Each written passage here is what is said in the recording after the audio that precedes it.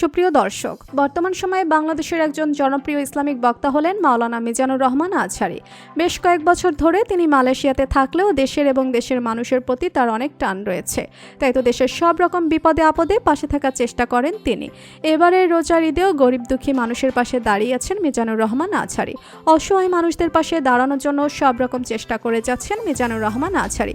পুরো খবরটি বিস্তারিত জানতে ভিডিওটি না টেনে শেষ পর্যন্ত দেখতে থাকুন।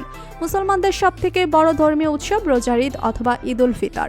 মাওলানা মিজানুর রহমান আজহারী দেশে থাকার সময় যেভাবে মানুষকে ইসলামের পথে আসার জন্য দাওয়াত দিয়েছিলেন, তেমনি দেশের বাইরে থাকা সত্ত্বেও অনলাইনের মাধ্যমে ধর্মের বাণী প্রচার করে যাচ্ছেন। আপনারা হয়তো অনেকেই জানেন, মাওলানা মিজানুর রহমান আজহারী 2020 সালে হঠাৎ করে মালয়েশিয়াতে চলে যান। কিন্তু স্বৈরশাসক শেখ হাসিনার সরকারের পতন হওয়ার পর তিনি আবারও দেশে ফিরে আসেন। সে সময় তিনি বলেছিলেন পড়াশোনা করার জন্য তিনি দেশের বাইরে গিয়েছিলেন। তবে প্রত্যেকবার দেশের বাইরে থেকেও তিনি ঈদের সময় দেশের গরিব দুঃখী মানুষদের পাশে দাঁড়িয়েছেন। কিন্তু এবার তিনি দেশে থেকে ঈদ উল ফিতরের সময় গরিব দুঃখী মানুষদের পাশে দাঁড়িয়েছেন। প্রত্যেকবার তিনি দেশের বাইরে থেকে অংশগ্রহণ করলে এবার তিনি নিজেই এই সব প্রোগ্রামিং উপস্থিত থাকবেন। বাংলাদেশ থেকেই তিনি গরিব দুঃখী মানুষদের সঙ্গে ঈদ উল ফিতর উদযাপন করবেন।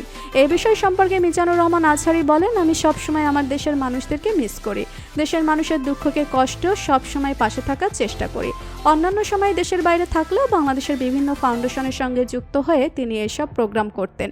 কিন্তু এবার তিনি দেশে থেকেই এসব প্রোগ্রামে অংশগ্রহণ করবেন। প্রত্যেকবারের মতো এবারও নিজের বাড়িতে আয়োজন করবেন তিনি। অন্যান্য বারের মতো এবার আমাদের বাড়িতে আরও ভালো করে আয়োজন করা হবে।